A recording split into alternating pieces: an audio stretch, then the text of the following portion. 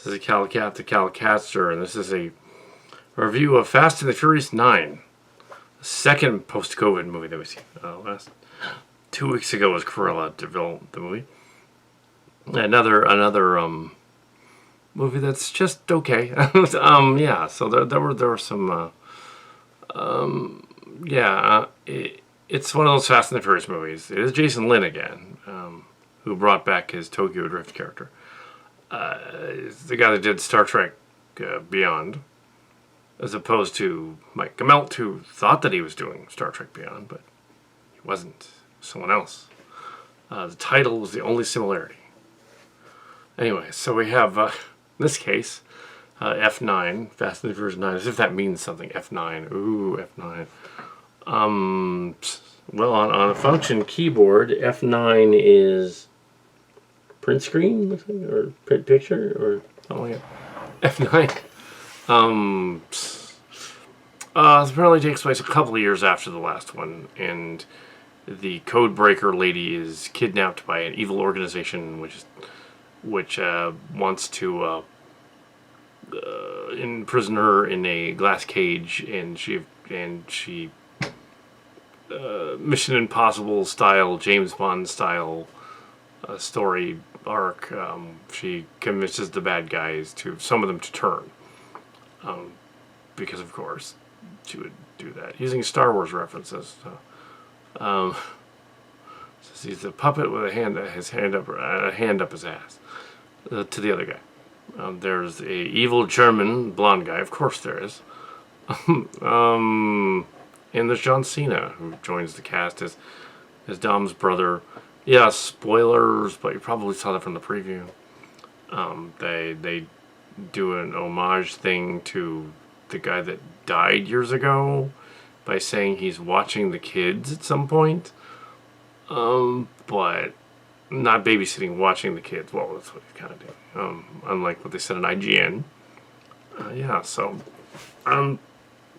Well, I think they should have just killed the character during the raid in that episode. Do that. They CGI'd his brother over the footage. It didn't work. Really didn't work. Didn't look like him or anything. The history of the Charger car is retconned in the story. Also, what's retconned in is as John Cena throughout flashbacks to when the two brothers were on a racetrack when they were probably too young to be pit crew, but somehow were.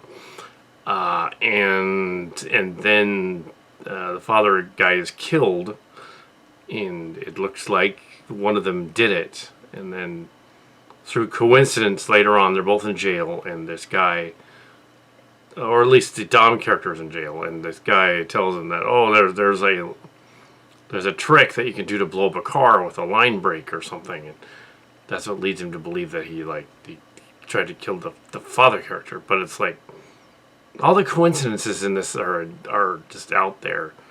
There's spoilers in the review because it's all over the place anyway. The collateral damage would be amazing.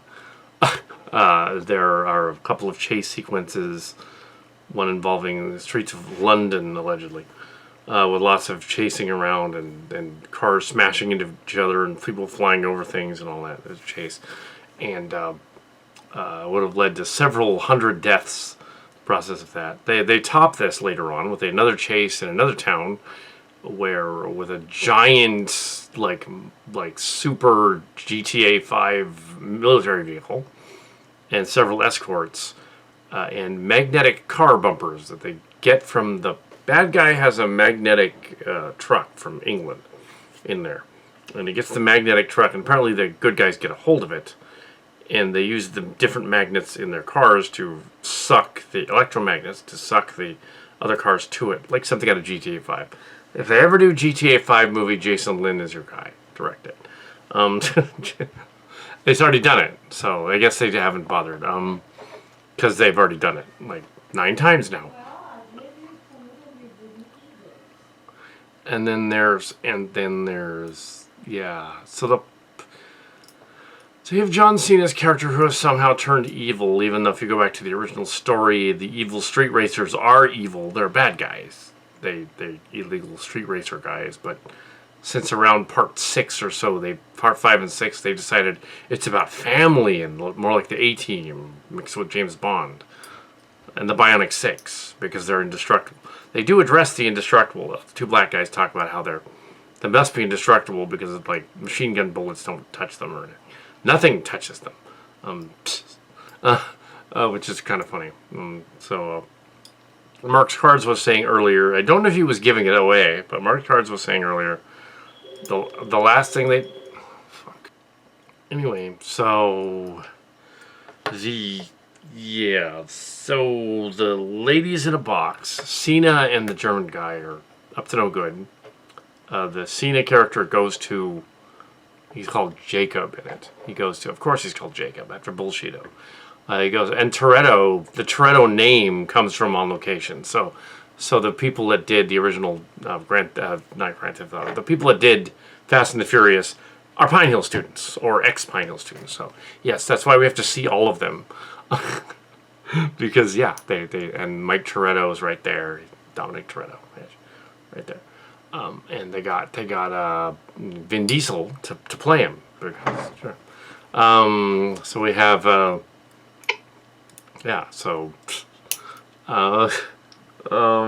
so for some reason the coincidences lead them to a Latin American country where they fight bad guys and flip a car on a bridge and then use a zip line thingy to swing a car like a monkey through the air off of the bridge and go a tow line. Like in Grand Theft Auto, if you had no gravity, you could totally do that. They gravity defying, flying up to the cliff and onto it.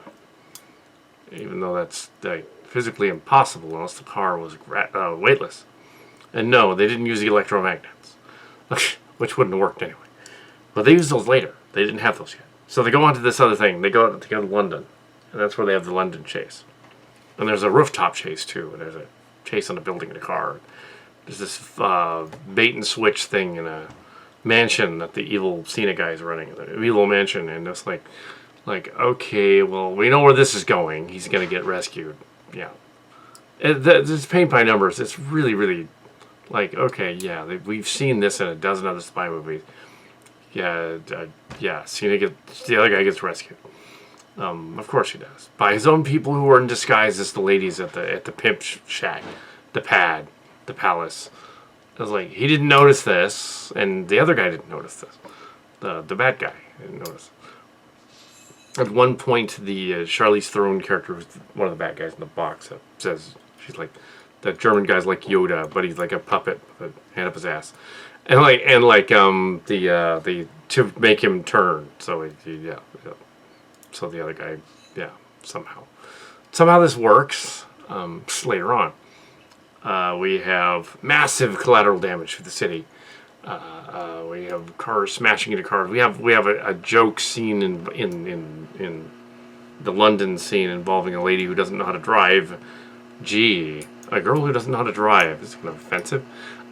And she's like driving and running into things with the truck with the magnets inside it. It's all over the place. Everybody, all the other girls can drive, but they decided to throw this one lady can't drive in there. Ha ha ha. It's kind of. We have the characters behaving, silly. I guess it's the two black guys go to visit a rocket site where these crazy guys are doing like an Elon Musk type rocket thing, but in their backyard in the desert somewhere. And they're gonna launch the Fiero into space like the Elon Musk car did. And they test one and they blow it up, and they're like, yeah. You can see where this movie's going because Mark's Cards earlier had kind of given it away without actually knowing it. The two black guys are going to go into outer space in diving suits in that car once they put it back together. It's going to happen, and they do, to fight a satellite. They do a G.I. Joe thing here, and a Moonraker / G.I. Joe homage. Very much a Moonraker homage, actually.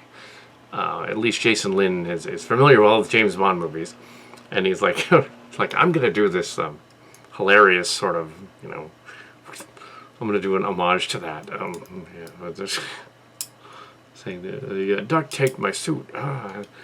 It was like, yeah, it totally would have killed them, but sure, why not?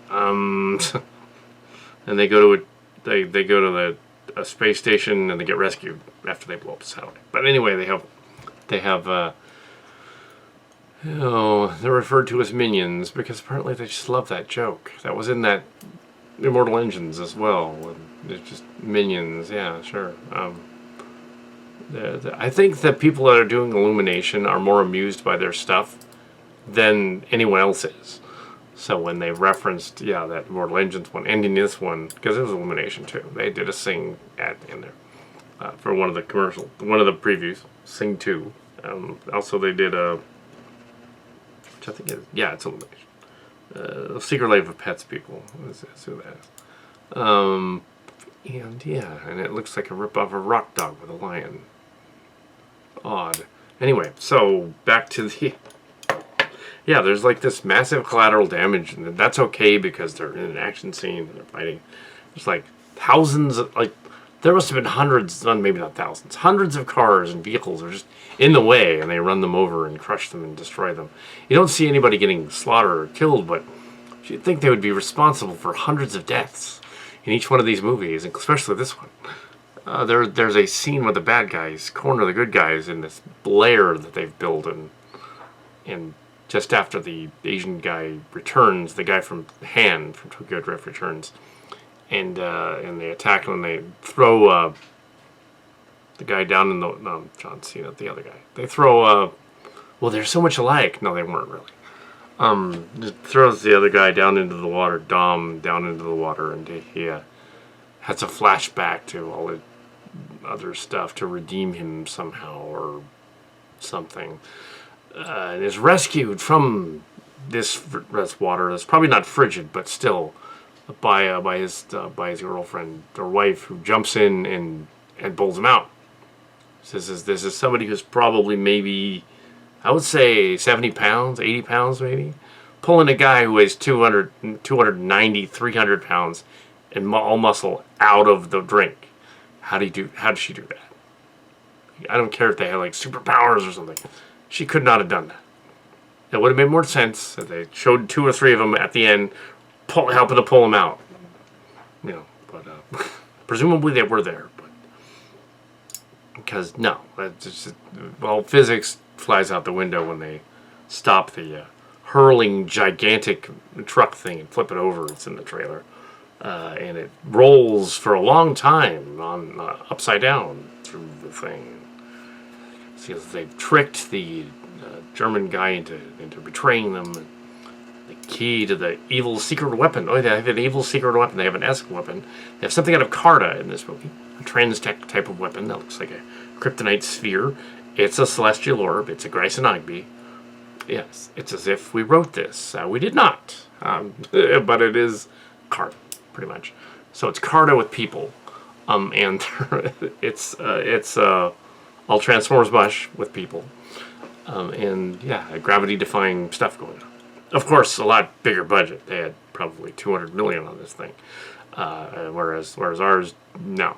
Not even a fraction of that. But there's these are Pine Hill people, but they weren't us. They weren't us. No. Mark's cards gave away some scenes, though. He said, they're probably going to go into space. They're going to go into space. And probably do some gravity-defying, death-defying thing. And they're going to introduce a brother that doesn't make sense. He was giving away plot points. I don't think he saw it. He just saw the trailer. But yeah, these were key points in the movie that they made a big deal about. The brother and the other stuff and the going to space. 2 of them go into space like G.I. Joe. And there is a cutscene line in it where they literally did screw up. There was a scene where the 2 black guys I forget their names. This is why I keep calling them the 2 black guys. Their names are interchangeable. I don't know. It's not that they don't look anything like, they don't act anything like. It's just that they're not developed enough as characters that you care what their names are. So they're floating around in space, and so at one point, one of them just blurts out, like, there's a scene cut, and one of them blurts out, after they fire the rockets and throw it toward the satellite to blow it up. One of them says, "You just stop eating the candy up here in space," like out of the blue. It's kind of like that scene in the '89 Batman when Joker said, "Does he get those wonderful toys?" Because they'd cut off where. It was the same idea. They cut off the beginning of the sentence.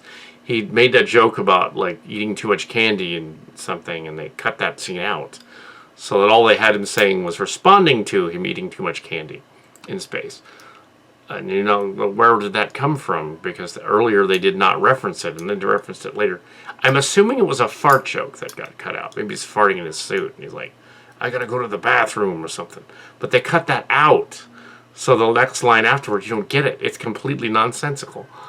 There's a 10-minute car line at the end where he gives Cena 10 minutes to run away. They're sort of not friends, but not enemies at the end. They're frenemies at the end. Of course they are. But isn't this the whole point of having like Vin Diesel and bring that other guy back and have, even though they're on the outs?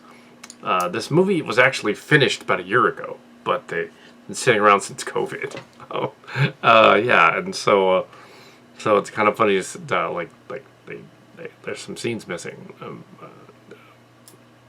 And there's a drone scene at the end with she's clearly not there.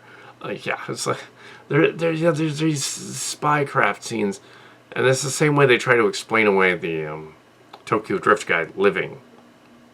And that was the fan favorite Tokyo Drift. And in 5 and 6, they set them before Tokyo Drift, just to confuse everybody. So they could throw the other guy in there. So 5 and 6 are set before. Timeline is all over the place in these movie series. It does not make any linear sense. And then at the end of 6, they kill the girlfriend sister chick or something, and then simply bring her back. Like they just said, "Oh, the tank exploded, but I wasn't in it" or something. Well, in this one, they go through convoluted means to bring the Asian guy back by having him Han. I remembered him, Han. By having him somehow be a spy that was trying to join the spy team and stop stop the spies from getting a hold of the orb that would have made sense later, and the scientist parents in Tokyo had. The 11-year-old daughter sees the parents die before her eyes, a la Batman. There were people in the theater that, "Oh, she's got the Batman origin, huh?" Yeah. Okay. Well, she could be Batgirl or something. I'll be okay with that. She better be Batgirl. That's fine. They could have like a crossover with Batman. Why not? One of the rich assholes take over the world line is in there from the German guy in the story, but it's like we're Scandinavian or his accent's all over the place, at times he sounds like Tommy Wiseau for some reason. Hi, Mark. At least the Spanish accents make sense. They didn't mess those up. There's a girlfriend and a sister, and it's confusing. And the British girl that doesn't know how to drive, half British, half Latin girl that doesn't know how to drive, driving the truck like a pro driver, even though she ran into a few cars first. Like that's how that works. That's how science works. Yeah, learn by doing. Yeah, and the whole premise of him, the father guy throwing the race to blow himself up. Why would he do that? And making the son help him or something. Like, why would he do that? That doesn't make any sense. And the character coming out of the thing is saying like, "Oh, he wasn't in the exploded car," even though they totally implied that he's in the exploded car. And the homage thing to the guy that died earlier, Jim or whatever, I forget what the name was. The guy that actually died making the movie, and they had to fix it in part 7, I think. Yeah, that guy. The homage is not the babysitting part. The homage is at the very, very end of the movie, in which his blue car shows up. And they go like, "Oh, we're at the table," and there's the blue car shows up. This is their life at the table. That's the homage, not the babysitting part, because that doesn't make sense. The blue car shows up at the end. Oh, and there's a car. And then They should have just said he was dead. I don't think they need to keep reminding the like faking the audience out, like going like, okay, the guy's not there, he's not there, he's not there. But just say he's dead. It's better that way. Just so it's just like that. Like, you don't have to say the bad guys got him or anything. Just I don't understand why they don't just. It was like it's not like the actor, and it's a weird double take because in this movie there are two or three fake deaths in it. So it's like they could have totally done a reverse on that and said like, oh, he's actually died long before the story even started, and just say, oh yeah, it's unfortunate, and you did, and no one had to do the other guy. But I guess they just didn't want to do that because it was confusing. Yeah, and it's silly. It's supposed to be silly. It's like the indestructible car race fight battle stuff. The cars are not alive. They're not Transformers, and they're certainly not mechanical cars like toy cars and cars. They're not alive. They're not sentient robots, but the characters act like sentient robots. So, and I guess that's the fun of it. It is basically Grand Theft Auto, but it's basically the Hot Wheels Heroes. It's basically the 1977 The Cars series. The Cars from 77, Kal Kat story. Pre-Kal Kat story. Same idea. Spy cars flying around and stuff. It's only a matter of time before, and now they did the flying like rocket car. They've done it all. So next it'll be a nuclear flying rocket car, and they'll have a battle on the moon with. They'll do that next. Let's actually go to the moon and fight in the moon dust. Like they'll knock each other off. Some people did not stay for the post-credit sequence, which was the Kal Kat ending, where we have. They didn't stay for the post-credit sequence. Jason Statham throws up. Yes, he throws up. He shows up. He's beating a bag. Turns out the bad guy, one of the bad guys, is in the bag. And he unzips it, and he's beating up the bag, and he goes like, I'll tell you what the disc is. Let me go. Ah.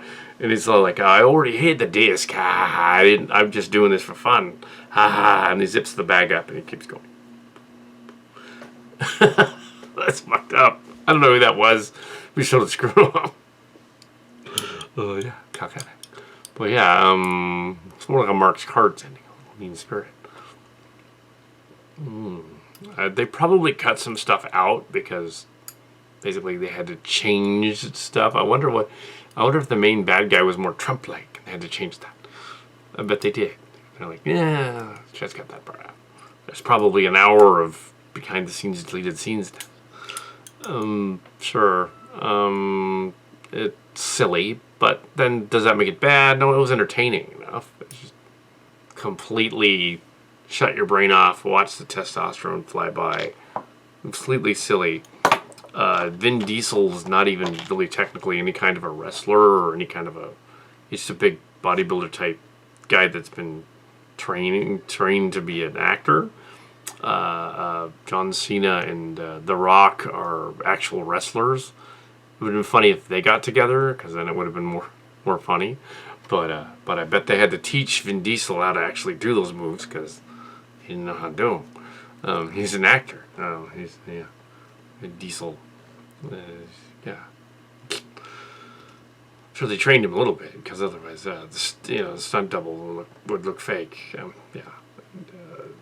And the two younger people, they got to play them as younger people earlier on, don't really look much like them, but then again, de-aging them would have been awful. So, sure, why not? Yeah, so it doesn't make sense at all. The critics were on Rotten Tomatoes were giving it 65%, which means that it's over 2.5 stars. They liked it enough to. It's a little over that. So it's approaching 3, I guess, just because it's entertaining, even though it's really dumb. You will enjoy it. It doesn't have slow, like whispering scenes or anything like that. It's pretty much what it is. Dumb action picture, blockbuster, popcorn flick. Yeah, and Mark's Cards was saying yesterday that didn't see it yesterday. I saw it today. I was saying yesterday. I was saying to him, the drivers get worse when one of these movies comes out. He didn't think that was the case. I totally thought that was the case today. Everybody was driving like a maniac. This freaking movie just came out. And we're driving like idiots. It's like, yeah, they would have anyway, but even more so. Oh, Fast and the Furious. My Honda is suddenly the car from the movie. And they are connected to the Pine Hill people at one point, because we thought the first two movies, having all those tiny little cars that have been souped up, like modern cars, wasn't cool enough. And we kept saying on blogs and stuff, like, get some muscle cars that actually are from the 70s and 60s and 70s. Those were the cars back then. Don't do these little, like, Hondas. You look at the original first couple of movies, it's these little bitty Acuras and Hondas and Toyotas and things, which are fast, but yeah, in a head-on with the bad guys, they would just disintegrate. No, you need to have a Dodge Charger or Oldsmobile or something, a Pontiac or something big, because little Honda Esprit is gonna go just be all over the road. A little Civics, it's gonna be gone, just destroyed. You need something bigger. And what's weird is they kept promoting the Charger car, but in, I believe it was part 3, that's when he got it. So it's a retcon, because they imply that he got it from his father earlier in this movie. So are all the movies not canon with each other? Because it doesn't make sense. And the one in that movie, he blows it up at the end. He like blows out the engine, like trying to race it in the third one. So it's like, wait a minute, he didn't like the car. He destroyed it. And he destroyed it again in the 7th movie. It had a silver one in the end of the 6th movie. So, and they just keep changing the... No, this is the original car from before. I was like, no, it's not. You blew it up 3 times already. It's like the car that keeps coming back. It's Christine. It's possessed. It keeps coming back. All because in part 1 or 2 or way back when, a lot of people blogged, get muscle cars and put them in it, because, yeah, an Acura, that's not awesome. No, it just isn't. It's the kind of the same difference between bikers and cyclists, and people who are motorcycle aficionados.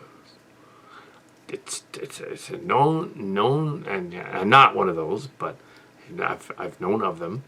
And the Harley and the Indian are the motorcycle. It's a little Kawasaki. That's a motorcycle technically, but you're an efficient. You just ride a Kawasaki. That's not the same thing. It's not as cool. Little Honda, not as cool. Grom, not as cool. No, Harley Davidson. So same thing here, like Dodge Charger, 69, Dukes of Hazzard style, 70 Charger. Yeah. That's cool. But no, little hot rod from, no. little Chevy Volt. No, that's not cool. A Toyota Prius. No, that's not cool. That's a little depraved.